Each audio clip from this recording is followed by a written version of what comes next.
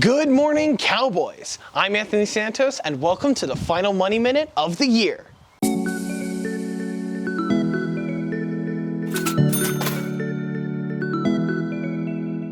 With the end of the school year right around the corner, many of us, especially our seniors, have been thinking a lot about college lately. I know I have, but I've also been thinking about how to pay for it.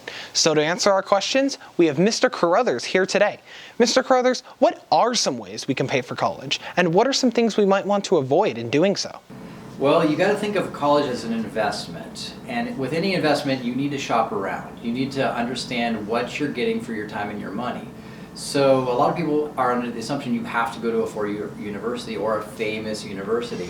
There are so many options out there that might meet your needs. For example, COC offers the Canyon Promise, and that's an opportunity for you to get 2 years of your college paid for free with no debt.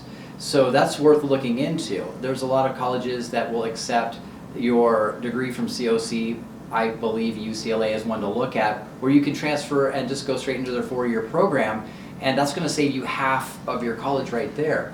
Other things you should consider are, do you need to go to a college that costs $75,000 a year? Oftentimes the answer is no. You can get a really great education at a smaller, less well-known school. Another thing you need to consider is you should probably work a job rather than take out loans. I know it's easier and more fun to just borrow money, but that's the last thing you should do, in my opinion. You really should look at work. There was programs when I was in college called Work Study, where you could work for the college to pay off your debt while you were in school. So when you got out, you didn't have to pay anything. That's very helpful. Now, you mentioned something about loans and how we have to be careful with those. Tell us more about that. Well, I'm glad you asked that question. Loans can be a good way to get through college if you know that it will pay for itself. I would discourage you from getting loans. I tried to get through in my undergraduate. I got through with no loans in my undergraduate. The problem with loans is it's money that you don't understand.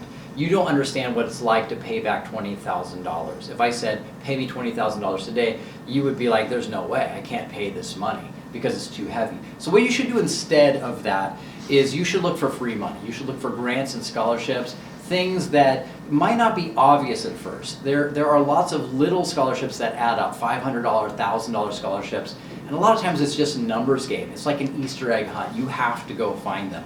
You have to go hunting in the woods to find these things, or it's like fishing. You just need to put in the time. If I said, hey, go apply for a $500 scholarship, you'd say that's such a small amount of money. But a lot of times you have the most success with that because they're easier to get. So if you spent 2 hours getting a $500 scholarship, you just made $250 an hour. I don't know any high schooler that usually makes that kind of money. So you just got to put in the time, you got to put in the work, you got to go hunting, you go to find this money, and it's easier to get the money ahead of time than realize afterward, I have $20,000, $40,000, $100,000 of debt. Thank you so much, Mr. Carruthers. That's it for the Money Minute. I wanted to thank you for sticking with me as we continue on our financial journey. Stay tuned next month as I have a little surprise to round off the year. That's it for me. I'm Anthony Santos, and I'll see you next time.